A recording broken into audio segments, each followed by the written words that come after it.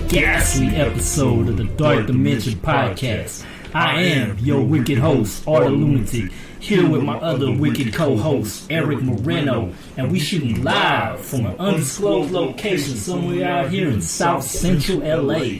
What's up, everybody? We are back. What is happening? On this special day. I don't know, is it weird that we're doing a podcast special on Easter of all days? It makes it even better, to be honest. You know, it's that Easter edition. People love holidays, you know what I mean?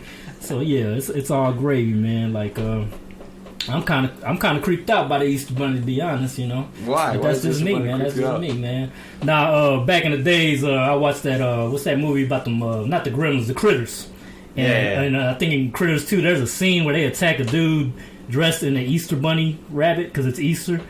And for some reason, that scene stuck inside my head, and it just creeped me out. So now the Easter Bunny creeps you out because of that scene? It was just a fucked up image, man. Just seeing the Easter Bunny just getting killed by critters, you know what I mean? But that's just my weird little Easter story, man, you know. Nah, something stuck with me when I was a kid. When I used to be like, I don't know, maybe 7 or 8. When Poltergeist came out. Oh, yeah. The old man used to creep me out, and because of that old man, I was scared of old people. Poltergeist 2, Yeah. He was creepy, though. He had that creepy ass smile. And with that song that he said, God is in his temple. That was a creepy song, bro. I don't remember it. I'm gonna have to look for it. Yeah, that old man was. That's funny as fuck. Because of him, I was scared of old people, and we used to have a neighbor. She was an old lady, and I would be scared to walk down that hall because she lived down the hall. Yeah. And I'd be scared. And then I saw her once. I was like, oh, it's fucking scary, man. Scary ass. Yeah, it's the trauma that you go through when you watch horror films, and your mom is cool with you watching horror films at such a young age. I think my mom just didn't realize what I was watching because she used to pass out. I was a kid, right? And we'd be in the living room watching like HBO at night, and then she would fall asleep, and I'd just be like watching scary movies the whole time. And she'd be knocked the fuck out, and I think that's really what got me into this shit. You know what I mean? So, my mom is the one that got me into horror because every time we used to go to the video store, we always rented a horror movie for her. Like, she would be the one to request a horror film. That's dope, though. Yeah, and she would be cool with us watching it. Thank God for that. So shout out to my mom. Shout out to Eric's mom, yo. I just took her out, actually. It was her birthday 2 days ago. Took her to Cheesecake Factory. Oh, that's dope. Love Cheesecake Factory, Everybody bro. loves Cheesecake Factory. You know I let her go there. Yes, sir. That place is cool. But she loved it. She had a nice time. Very nice. The waiter came by with a nice little cheesecake with a candle in it. And then the waiter, along with my father and I, started singing happy birthday to her. Her eyes started watering. It was beautiful, man. It was nice. It's a beautiful moment. Man. It was. Kodak moment. Yeah. How's your weekend been? My weekend's been kind of chill. I went to work Friday, and then yesterday, unfortunately, I had a fucking migraine attack. And all I did was just go get, Easter gifts, pretty much. Easter gifts, yeah? Yeah, and then I went back home, man, laid down. It was kind of a shitty day. But I'm good now. Do you take any type of medicine for your migraines? I'm supposed to. I have a medicine prescribed to me called sumatriptan. I just don't have them at the moment because I don't have the health insurance to go to the doctor's office. So I had to take like Tylenol. I took so much medicine. The over-counter shit. Yeah, I almost fucking overdosed with so many damn pain pills yesterday. Because the pain, when you get a migraine, people, the pain just doesn't go away with regular medicine, unfortunately. And so, but sumatriptan is cool though because it actually takes the pain away, but it's kind of scary at the same time because it does something to your veins where it widens it so the blood can flow or some shit, something like that. It's weird. That's a trip. But when it hits you, it makes you feel all lightheaded and shit. So it's not like I could take it at work or anything, you know what I mean? So it's kind of whack. It doesn't make you trip balls, like. No, it's not like a narcotic even. It's not even really a pain pill. Okay. It's just something that does something weird to your blood.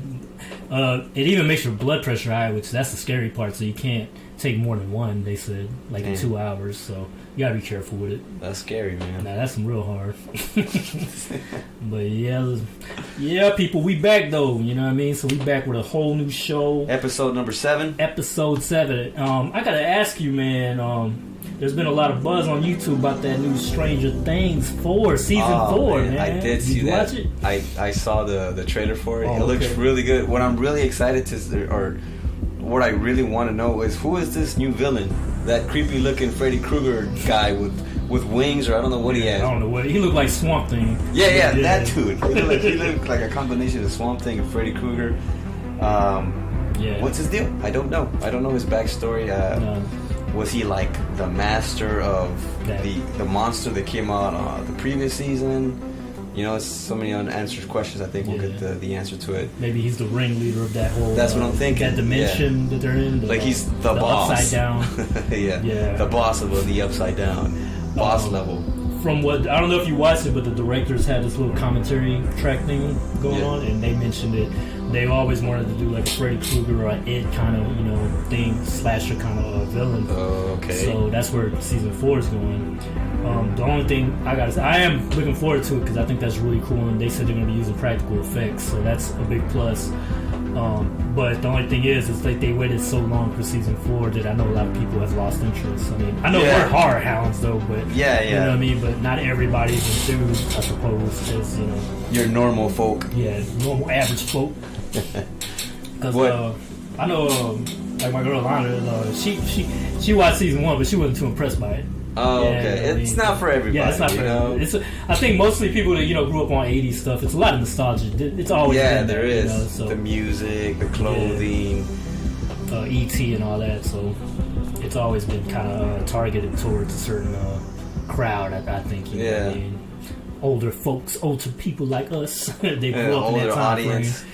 But I think there's still a lot of cool shit in there, man, for younger viewers as well, though.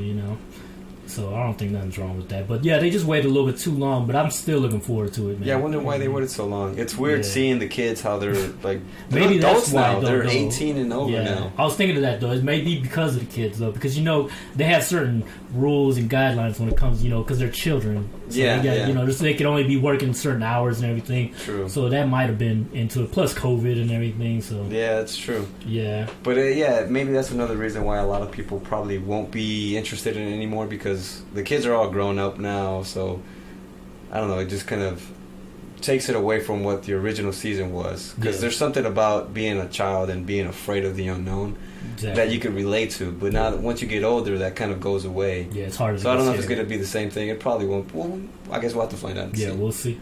But I did see in the trailer that they go back. I don't know if they go back to flashbacks, because did you see 11? When she was when she was bleeding and shit. Like, and then she had her bald head still. She had her Jada Pinkett haircut. Keep my wife's name out of your fucking mouth. Oh, sorry. Did you see that? Sorry, we're not gonna go hardcore into that, but quick reference. I just thought it was hilarious when I saw it. That shit was crazy. Damn. Is this staged? Yeah, I know. I think that's what everybody was thinking. I think until Will Smith started cussing. Yeah, and that's when I was like, okay, I think that's just real. Yeah, it's pretty real. Yeah, it's pretty. Because Chris Rock's like, it was a G.I. Jane joke. You know what I mean? I was like, well, I think this shit was real. But that's a whole. That horse has been beaten to death. Yeah, exactly. But whatever. Have you seen any new movies or anything? I don't know if we talked about it the other time, but I did see one called The Malignant. It's about this girl. I don't think so. She has visions of this creature, this animal that's going around killing people, and it's going around killing people because what happened is the people that were involved in its birth, I don't know, kind of fuck with this animal, so it kind of wants to get revenge. Oh, okay. And it has a creepy plot twist to it, and the Malignant? ending. Yeah, Malignant. The ending is pretty creepy. I'm not going to give it away. But I will give kind of a insight into what it's about. Did you ever hear about, what's this guy's name? Something Draco, where he had a head behind his head with a face on it? What the fuck? Hell no. This was real true story. Like really? What the fuck? This guy was born with a face in the back of his head. This was, I think, in the early 1900s. Wow. And he would say that he could hear the face talking to him and telling him weird things, evil things. And you're tripping me out. And when he would be having a bad day, the face would be happy. And when he would be having a good day, the face would be mad and upset. It was like an evil kind of brother, if you will. Wow. That's like some split personality shit. Yeah, it was crazy, man. Wow. And so I'm thinking that this movie, The Malignant, was probably based on this character. I can't remember his name, but it was something Draco. Oh, okay. But it was a true story, man. It was a trip. Like Russian or something? The story, the movie? Yeah. Well, the character, or the person, the real life person. I think it was American, but I can't recall.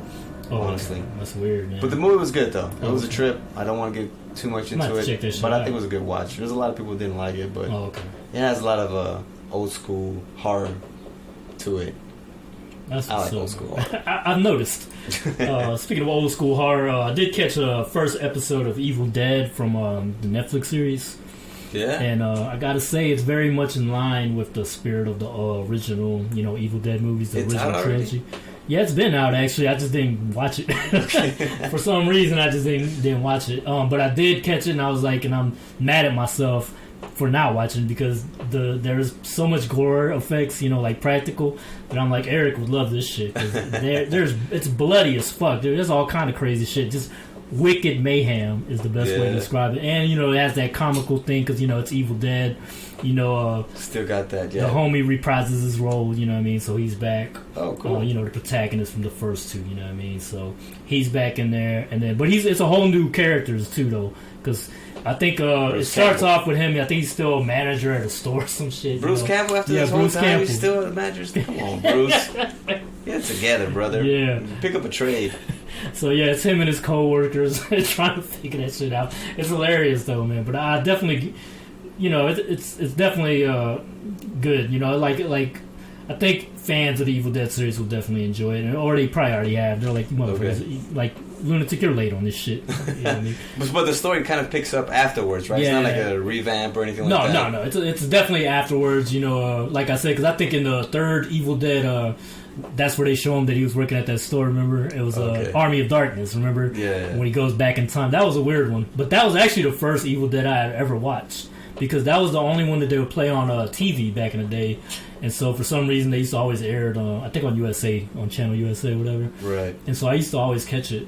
And back then I didn't even know that there was other movies. Yeah. I thought it was just that Army of Darkness. Yeah, no, the first one I saw like 10 years ago, I thought it was freaking crazy. Yeah, it was. To be honest with you, I saw the remake first before the original. Yeah, me too. But I had to go to the original. Yeah, I was like, okay, it's still pretty good. It still holds up.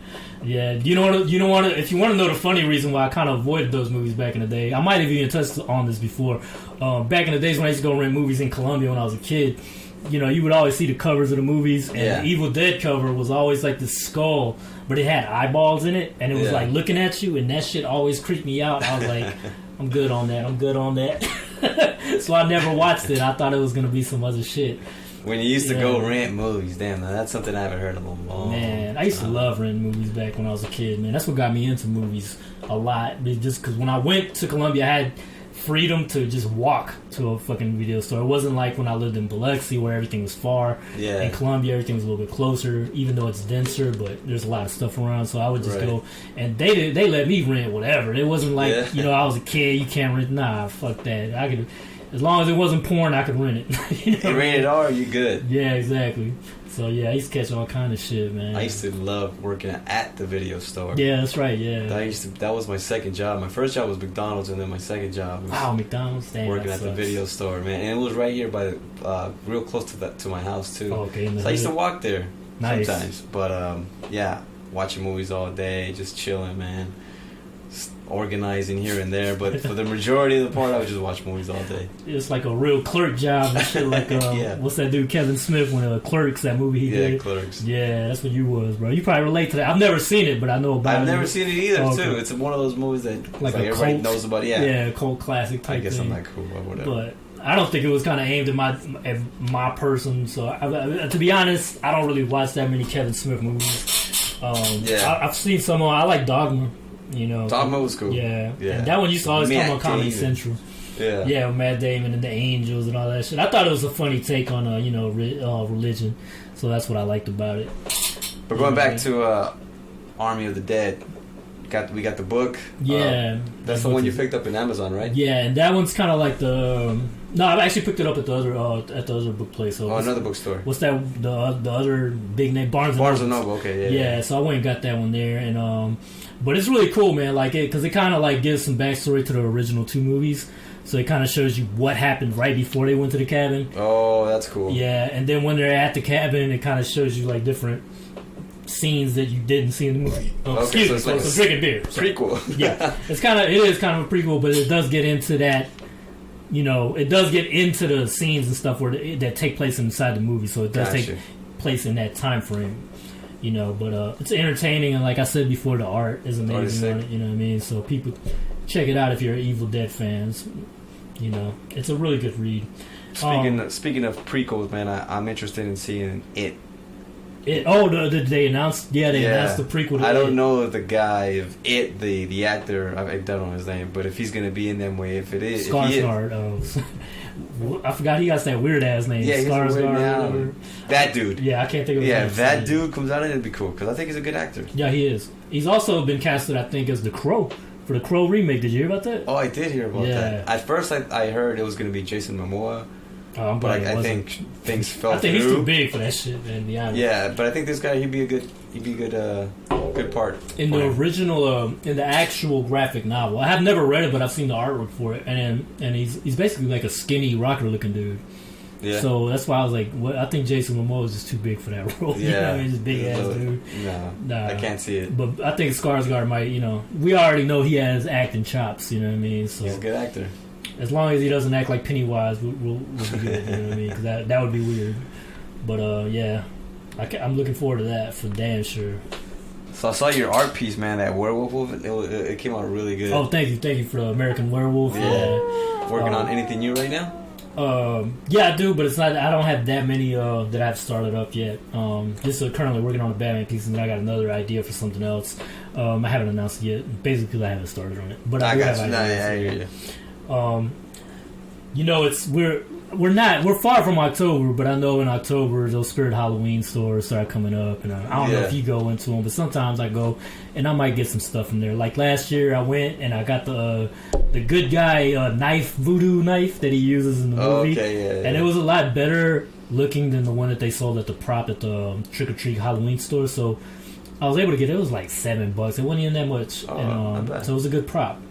Because the one that they sell is like the you know where I got the Chuckies from. Yeah, they sell like this big ass foam knife, and it's like too big. I was like, what the fuck. But the reason I bring this up is I read that there's going to be a Spirit Halloween movie. What do you think of that shit? Oh, really? Yeah, Spirit. I don't know. I mean, I got to see the story to be like, okay, I'm on board. Yeah, but it just tells you a lot. But you know, as far as the popularity of Spirit Halloween, it's gotten so popular that they want to make a movie. Like, that's crazy to me. That is crazy. But it's an interesting idea. I think any new type of idea. Maybe the Clerks, you know, get into some demonic shit, you know. I don't know. But, maybe if you wear the costume, you become whatever you're wearing. Yeah. That'd be cool. That would be cool.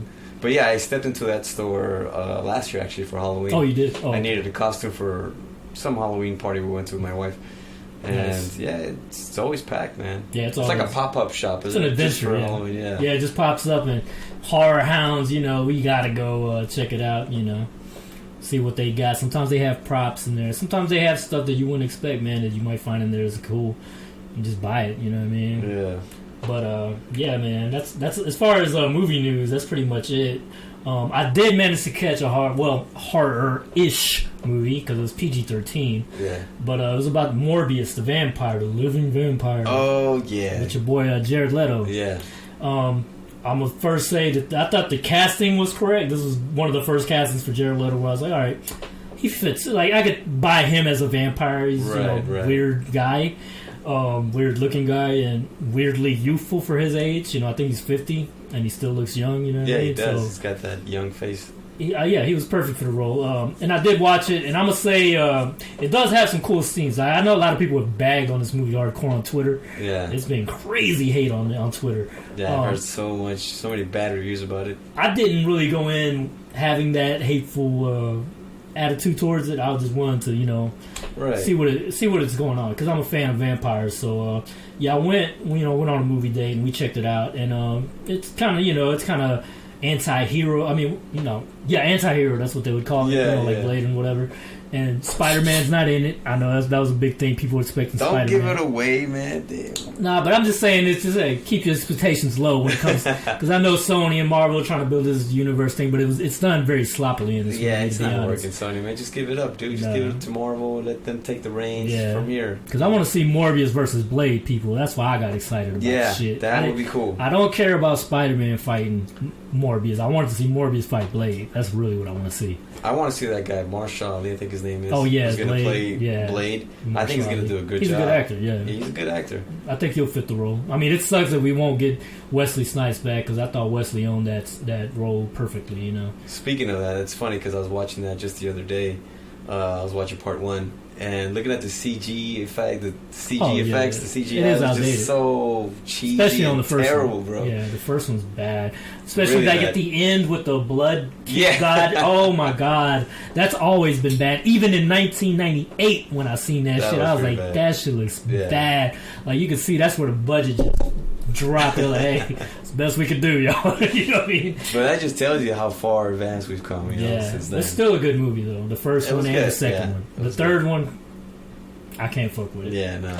But the first two are classics. Guillermo del Toro directed the second one, and he had a lot of those practical effects going on and everything. Guillermo del Toro's a shit, man. Yeah, I like that guy. exactly. He's Mexican, Latino, So, what do you recommend to go see Morbius or not? Depends on if you're if you really like vampire movies, go watch it. Or if you're curious, I would say stream it though. I don't think it's worth going to the movies for. I think I'm going to stream it. But what I do got to say about it, so the way he gets his powers, right? Yeah.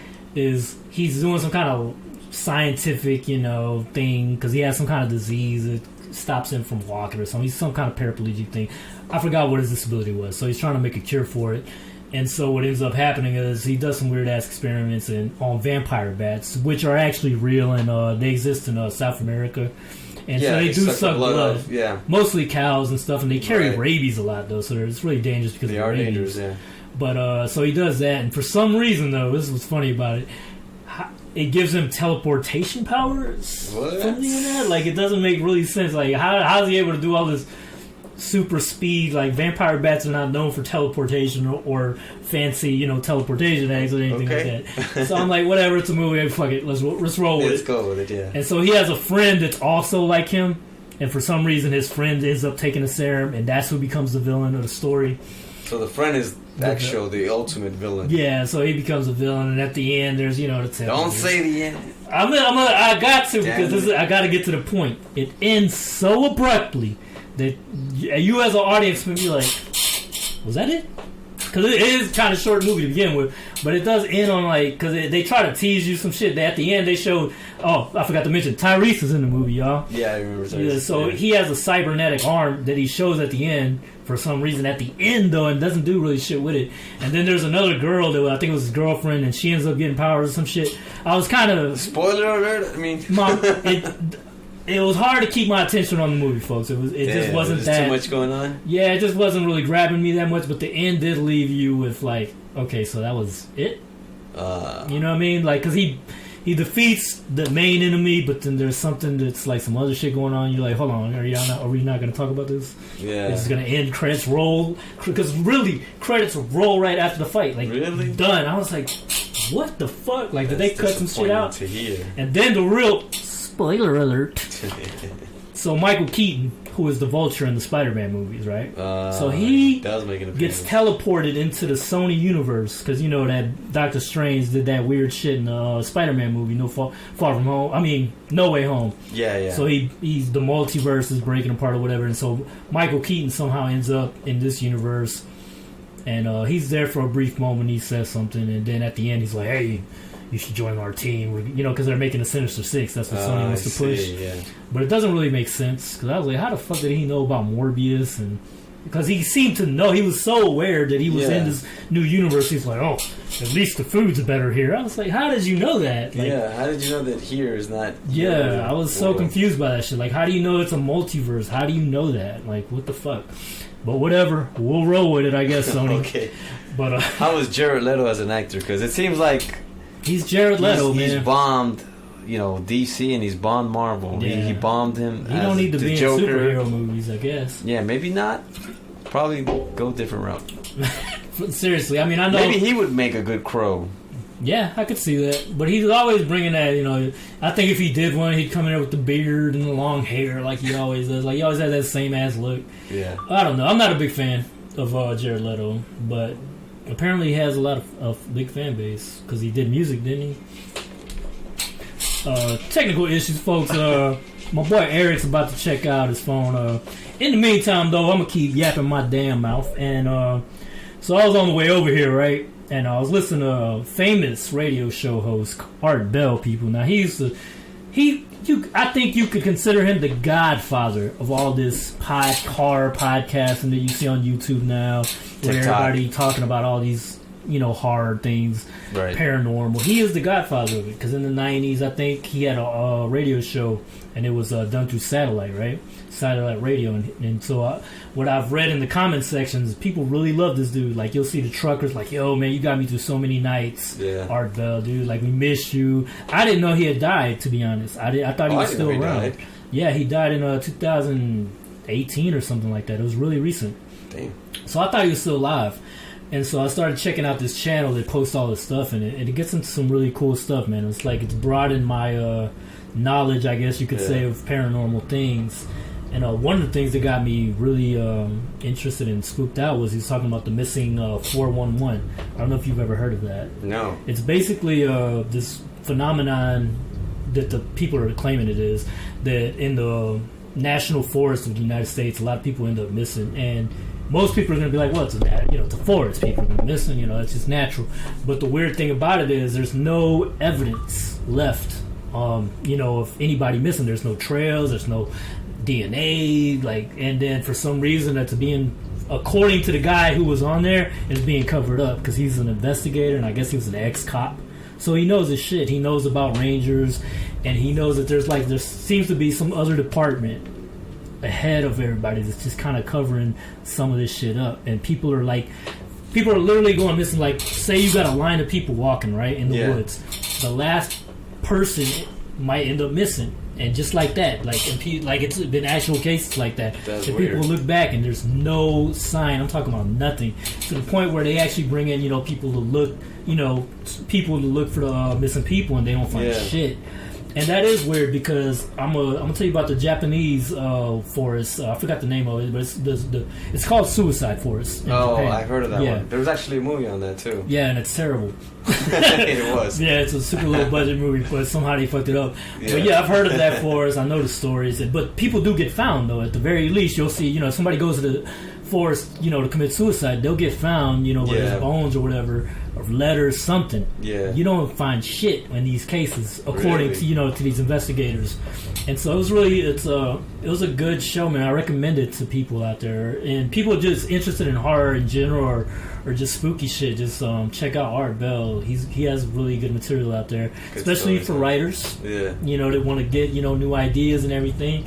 Which is, I'm kind of leading into this. Okay. I was going into something. Have you ever heard of the Wendigo myth? I have heard of the Wendigo myth. Yeah. People, I think he's a shapeshifter, no? Or something like that? Yeah, wolf shapeshifter. Yeah. And it has to do something with Native Americans. Yeah, it's a Native American myth, yeah. A lot of the colonies and stuff that came here in the beginning found out about that through the Indians and Native Americans, basically it's, they're saying that that's the explanation for cannibalism. Back in the Americas, like cannibalism would be blamed on the Wendigo, because it says it kind of gets in your head. And I know have you seen the movie, the remake version of Pet Sematary?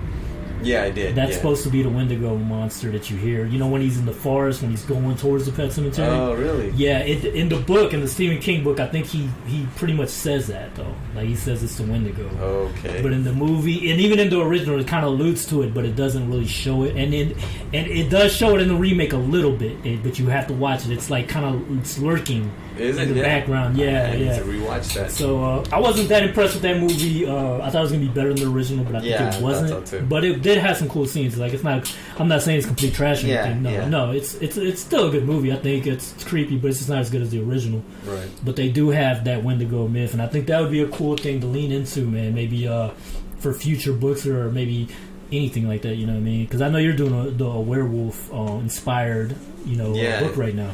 Yeah, that's what I'm doing right now. That's what I'm working on. It's actually based on a true story of a guy. This took place in 1500. So this guy, he supposedly said he made a deal with the devil, which the devil... We good? Yeah.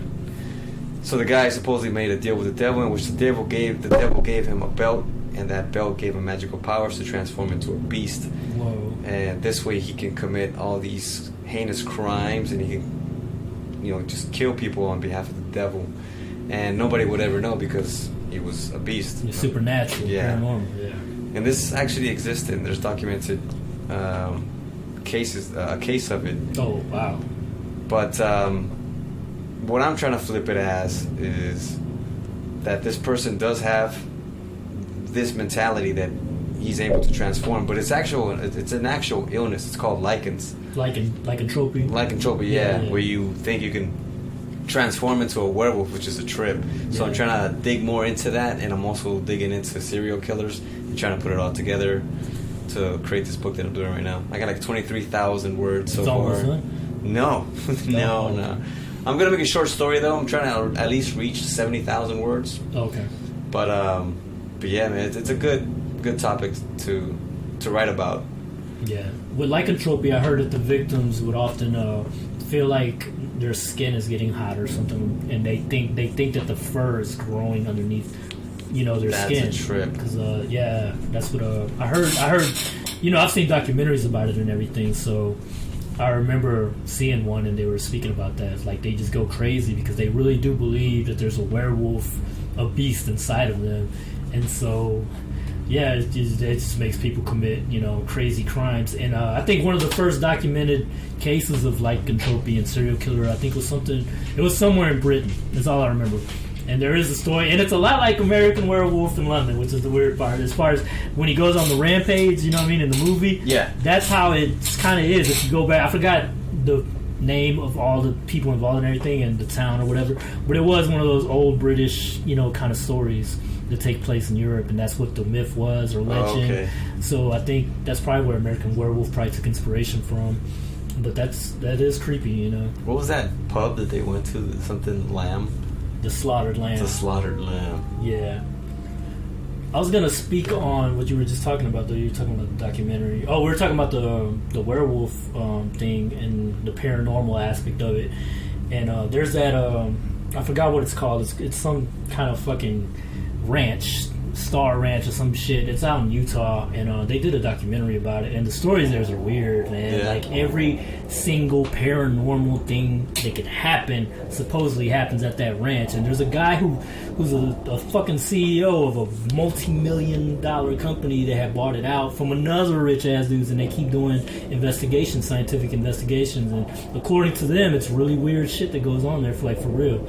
There's a story about a fucking predator like thing, like where it had the camo thing. Yeah. Like you hear these stories and you're like, y'all can't be serious because this is crazy. That's a movie. But it's crazy that there's a lot of money being spent into that place, though, and it is secured by mercs, you know, dudes with guns that have to secure the premises. Like it is something is going there. And some of the stories was I don't know if you've ever heard of those big ass wolves that used to exist in the United States that were huge. I think they were in that show that everybody likes, Game of Thrones. Oh, okay, yeah. Those wolves. Okay, so there's a story that the old people that used to own it said they were out there, and then one day this big ass wolf came, and it was huge. And at first, you know, I guess a white people thing, I don't know, but they weren't scared of it, and they tried petting it. I was like, why the fuck would you pet a big ass wolf? That's maybe crazy. It's cute. I don't know. White people. No, I'm just kidding. I'm kidding. But the point is, something that acted aggressive, so the dude shot it multiple times with a big ass gun, and it didn't do shit at first. And then, according to them, eventually it just got tired and it just walked off, and it was bleeding. But then it was weird blood or something. I don't know. The whole story is weird. But there is a documentary about it, which isn't that good. But it's interesting stories. But my only issue with all that shit is they just don't have enough evidence of any of it. It's just stories to me. You know what I mean? But it does lead into good storytelling, though. You know, inspiration. Right. So I mean, imagine if that was. Like, because they're saying, what if that's some kind of paranormal gateway where all the weird shit, what if everything's all related, like ghosts, UFOs, all that shit somehow related, and for some reason, that's where all that shit just kinds of, you know, just comes together and it goes into our world. That's like it's cool. some kind of dimension, dark dimension, if you will. I think it's interesting. I would never go there, even to see if that shit was real. Nah, like I would never go to the Bermuda Triangle to see what's going on. I don't want to end up missing in the ocean. You know what I'm saying? There's some things that, like, okay, cool, it probably exists, but I don't want to go find out. Yeah, I don't want to test that shit. Yeah, fuck no. Can you imagine? Yeah. I read a story about the Bermuda Triangle. There was a pilot, and he was on his way to, I think, Florida, and I forgot from where he was traveling, but the distance would have taken him approximately, I think, 5 hours or something like that. And as he's flying, he sees some weird shit, and he's going through, like, there's a lot of turbulence, and the plane seems like it's out of control, and he's, like, really scared for his life, and he's, just on the phone with the tower telling him what's going on. And then before you know it, the clouds have disappeared, the sky is clear, and he's in Florida. And to him, it's only been like a couple of minutes, not even 30 minutes. Damn. And he's already there. But he did go through the Bermuda Triangle. This is a true story. Oh, but he survived it? He survived it. He landed fine, and he was at his destination within a few minutes. So it's unexplainable how he did that, but he did go through the Bermuda Triangle. So do I think that there's something strange at the Bermuda Triangle? Yeah, I mean... Maybe some kind of magnetic distortion, because they do say that your compasses get weird. Yeah. Because I know there's that famous case of I think he's an Air Force pilot, and it was a whole squadron that got lost in the Bermuda Triangle. Yeah, it was from the 40s or something. Yeah. Did they ever find them, or any traces of them? I think they found them in the ocean. I think, I'm not really sure. Because I think something happened, I think, and what they basically said, the pilots somehow got confused and they lost. They didn't know what was up and down. And I think that's how they ended up crashing into the water or something. I don't know, something like that. But that's a crazy... That was the first case of the Bermuda Triangle I had ever heard about. When I was a kid, I heard about that. And that got me... Another thing that got me into the whole supernatural, paranormal, things. So... Yeah, I wouldn't like to go find out if it's true, though, man. Fuck no. There's just some things that I'm not going to fuck with. Nah. Like with aliens and shit, okay, yeah, maybe they exist. Yeah. Actually, they do exist, right? It's been documented now. I believe there are things in the sky that we can't, know about it. We just don't know exactly what it is. Yeah. If it's aliens, I don't know. I don't know what it is. But I just I'm not know going to go out there and find out with a flashlight. So if a UFO comes here and beams that light on you, I'm under my covers, man. I'm not coming out. I feel. But I tend to. I did, like, if I see a UFO, I'm gonna try to film it. No, for sure. Yeah, I'm whipping out my phone. Yeah, or a camcorder, or whatever I got. You still got a camcorder? Yeah, I still got a camcorder, and one of the reasons I got it was because of that. I was like, what if I see a UFO? I could zoom in on it. You know what I mean? Because what sucks about phones is, like, everybody always talks shit about the phone footage, but it's like, on a phone, try recording an airplane and zooming in and see how shitty the zoom in is on a fucking phone. That's true. So if you see a UFO, you're not gonna see what the naked eye is seeing. You know what I mean? It's not gonna look as good. And I do have experience because I did film some weird shit and I had that happen. So. I think I remember you told me that. Yeah, so it's in a previous podcast. In a previous podcast. I don't remember which one, so you guys gonna have to listen to all of them. Yeah, check it out, man. This is the 10th episode, by the way, people. Oh, is it? This is the 10th episode, a.k.a. the Easter edition, people. We ain't got no rabbits in here. We ain't giving out Easter eggs, but we are giving out that horror shit, the horror Easter eggs, you know what I'm saying? You never know what you'll find in them eggs. You might find a damn gremlin in that motherfucker, bro, you know what I'm saying? Any horror movies you looking forward to? Any horror movies I'm looking for? I'll tell you which one. Which one? Halloween Kills. Halloween Kills. Yeah. Oh, that's coming out on, what, Blu-ray or something? Or? No, that's that new Michael Myers, man. I thought it already came out. No. I thought, what was the last one that came out? The cinematic one? The one that came out? I can't remember. I thought that was Halloween Kills. Was it? The one where it's like every character from all the Halloween movies are in it? Isn't there? Oh, then maybe I'm getting the title wrong. Yeah, I didn't know they were making another one. I think they are. Wow. I can't remember the name Michael of it. Myers just don't die, man. He's the boogeyman. He always gonna come back, man. He said Kokui. I really want a Nightmare on Elm Street movie, though, to be honest. I wish they would make one. I know Robert Englund's old now, but fuck. I miss those movies. He said Kevin Bacon would be a good role. Kevin Bacon? Yeah, he said he'd be a good. He was in Friday the 13th. Was he? Yeah, he got killed by Jason, or Jason's mom. I think he was in the first one. He got an arrow to the throat. Oh, that's right. That was like one of his first movies. Yeah. Yeah, people. But that movie has some good practical effects. I'll give it that. Not a big fan though of the first it was alright. First Friday, but I did like the scene where that motherfucker, like, you know, it's like you think that the ladies won, you know, Jason's dead or his mom, I mean, and she's out in the boat chilling. All of a sudden, that motherfucking ugly ass kid jumps out the water and grabs her ass. That was a good scene. That's how you in the horror movie right there. Exactly, man. yeah. Just shock the fuck out of the audience. That's horror, homie. You know what I mean? But I can't think of any new ones, man. I'm just looking forward to that Stranger Things for sure, man. Like, that's definitely... Oh, I am looking forward to something that's sort of horror related, and I think I did do an art piece for it, for a contest that Marvel's throwing. It's for that Doctor Strange 2 Into the Multiverse of Madness. You know, all that. And I'm looking forward to it because it's directed by Sam Raimi, the Evil Dead director also of the Spider-Man trilogy, the OG one. And I think they're letting him have some fun because if you see the trailer, you'll see there's some zombie shit going on. Yeah, there's some I did hard notice shit. that, yeah. All right, people. I hope Marvel lets Sam Raimi do what he do, you know? I hope so, man. That'd be cool. I did buy the comic books, Marvel Zombies. It was really good. Oh, yeah. I thought it was cool, man. I enjoyed those books. It was a gang of them. There's even Bruce Campbell's in it. Wow, that's crazy. They took it back to the Army of Darkness. They did a little bit of that with these comic books. That's awesome. The art is pretty sick. The cover art is awesome. Yeah, I remember seeing the cover art. I never read them, but I remember seeing it. It's very popular. Yeah, I'm looking forward to that Doctor Strange. Man, I really hope they really get into some dark shit. Because here's my theory, people, of what's going on. I don't know if you've seen WandaVision, the whole season. Yeah, I did. Okay, so I don't have nothing to spoil. Cool. But for people that haven't seen it, spoiler alert. But basically, you know, Wanda finds out by the end of that show that she is going to be the Scarlet Witch.